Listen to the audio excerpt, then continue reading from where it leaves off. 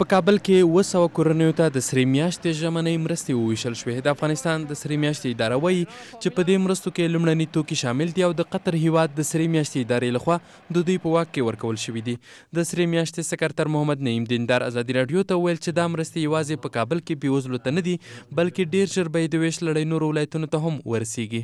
این کاروان امروزی صرف برای ولایت کابل است که برای 700 فامیل در نظر گرفته شده امروز در 7 ولسوالی کابل.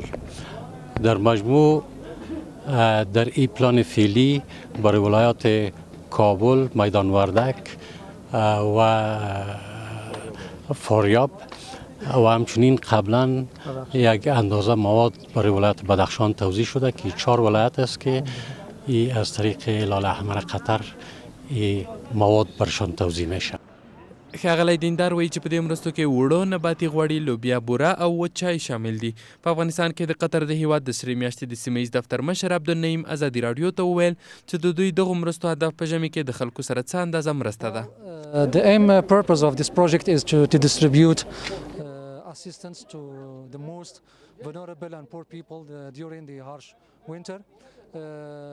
We have only one main activity in this project is to distribute food items and non-food items to reduce the sufferance and to give the support to the people during the harsh winter.